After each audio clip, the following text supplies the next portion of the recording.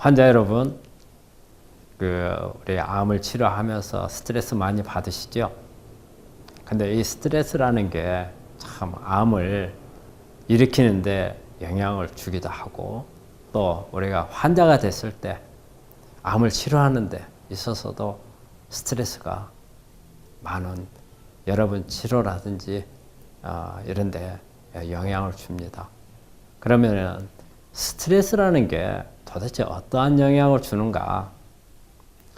제가 전에 우리 어떤 의사 선생님이에요. 의사분이 뇌종양으로 저희 병원에 오셔서 이렇게 치료를 받으신 적이 있어요.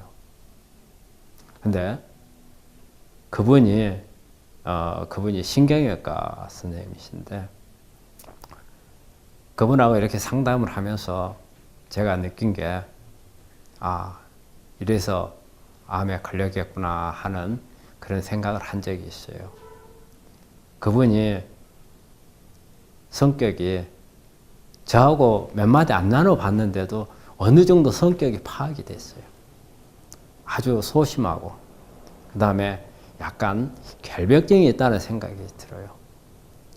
저하고 와서 앉아서 있는데 이렇게 책상을 높게 이렇게 마주보고 앉아 있어요.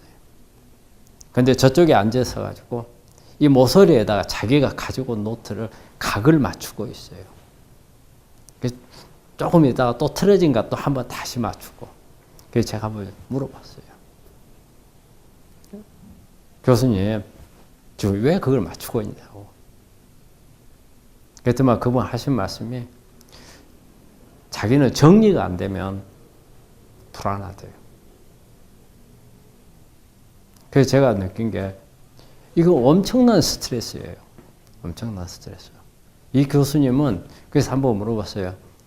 병원에서는 어떻게 하십니까? 그랬더만은요, 약간의 노이로제 같은 게 있어요. 문을 열 때라든지, 위생이라든지, 그 다음에 이게 정리정돈이 안 되면은 불안해하고, 이거는 정말 스트레스거든요. 그래서 제 속으로, 이렇게 얼마나 이걸 맞추려면은 본인이 힘들었겠습니까? 이 생활의 패턴이 돼버렸는데, 이런 부분이 암에 영향을 주었으리라고 생각을 하거든요. 그리고 제가 우리 환자들하고 많은 상담을 하다 보면은 스트레스에 관한 것을 자주 물어봐요. 많은 환자들이 스트레스를 어느 시기인가 스트레스를 받았다는 생각을 해요. 그래서 이렇게 책 같은 데나 논문이나 이런 데도 보면은 대개 암이 발견되기 6개월에서 1년 반 사이에 받은 스트레스가 가장 암에 영향을 많이 준다고 합니다. 실제적으로 이렇게 상담을 하면서 보면 제가 한번 물어봐요. 한 1년 전에 무슨 스트레스 받은 적 없습니까? 그러면은 의외로 있다는 사람이 정말 많습니다. 그러면은 이 스트레스가 도대체 암에 어떤 영향을 주느냐?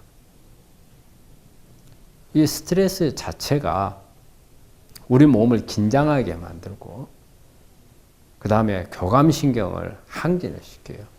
우리가 스트레스 받을 때 마음이 편한 거 없잖아요. 마음이 어딘가는 한쪽 구석지에 뭔가가 내 정신을 긴장하게 만드는 부분이 생기잖아요.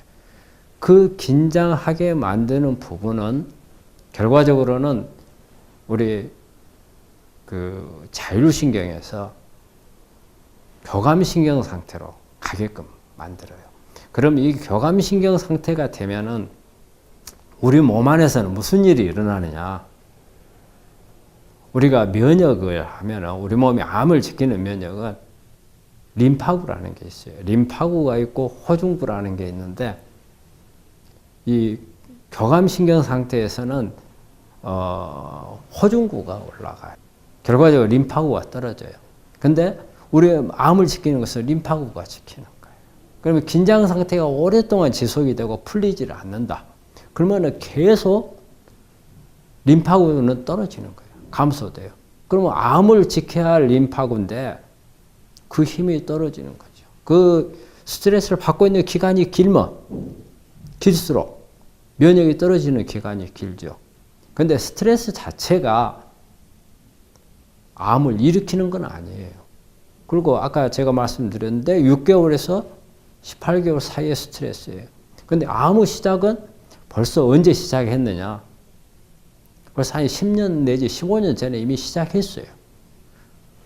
시작해서 왔는데 이런 스트레스를 만약에 안 받았다면 이 암은 더 이상 안 크고 사라져 버릴 수도 있고 그 다음에 크더라도 한참 있다가 발견된 암을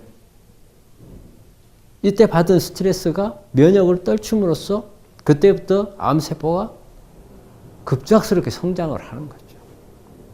그래서 나중에 한 6개월이나 1년 반 있다가 우리가 검사를 해서 발견하게 되는 그런 게 되는 거거든요. 그래서 이 스트레스는 암을 일으키거나 이런 건 하지는 않고요. 아니면은 근데 오래전부터 스트레스를 정말 10년, 뭐 15년 전부터 스트레스를 받았다면 이 스트레스가 암도 일으킬 수도 있어요. 우리가 그런 경우에 우리가 억압이라는 용어를 많이 써요.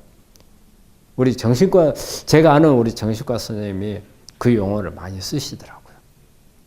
억압. 우리 암 환자들한테 억압을 풀어줘야 된다. 그러면서 우리 그 선생님이 이런 이야기를 하시더라고요.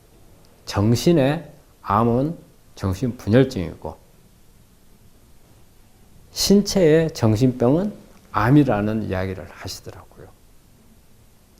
근데 이런 어떤 정신적인 부분은 일종의 이게 스트레스죠. 암을 일으킬 수 있다는 거죠. 그래서 실제 우리가 보면은 억압이라는 것을 느낄 수 있는 환자들도 많이 있어요.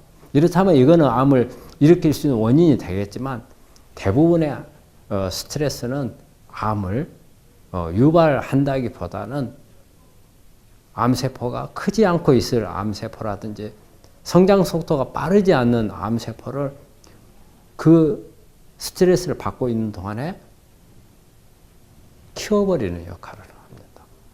그래서 또 이 스트레스는 이렇게 우리가 암이 발견되기 전에 영향을 줘서 암이 빨리 크게도 하겠지만 또 우리 암을 이제 치료를 받는 입장에서 우리 환자분들 암에 대한 불안감 많잖아요.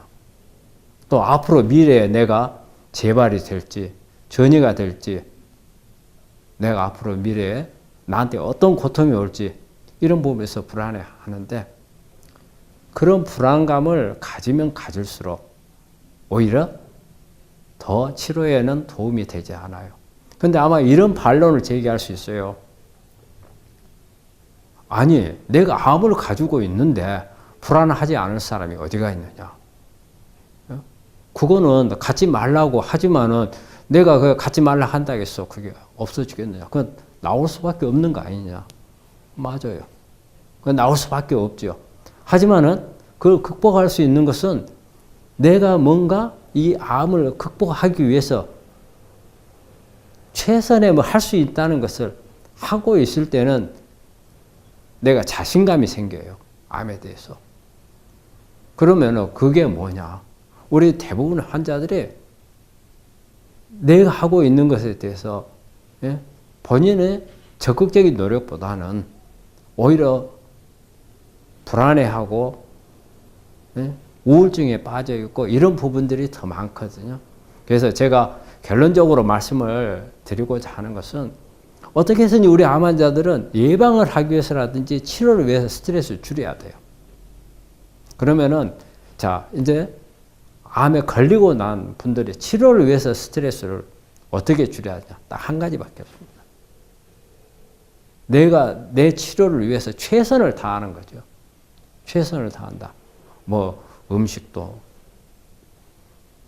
어떤 명상이라든지 아니면 운동이라든지 그 다음에 어떤 치료에 대해서 내가 지금 받고 있는 뭐 항암이라든지 아니면 방사선이라든지 수술이라든지 이런 부분들도 내가 최선을 다한다 했을 때는 거기에서 이 스트레스를 극복할 수 있는 자신감이 생깁니다. 이 자신감을 많이 기르셔야 돼요. 이런 부분들을 기른다면은 스트레스를 극복을 하고 스트레스가 줄어들게 되면 그때부터 면역이 올라옵니다. 그러면 치료도 훨씬 더 많은 효과가 날 거고 틀림없이 여러분들 완치할 수 있을 겁니다. 하여간 긍정적인 마음, 자신감을 갖는다면 스트레스는 억제하고 암도 이겨낼 수 있습니다.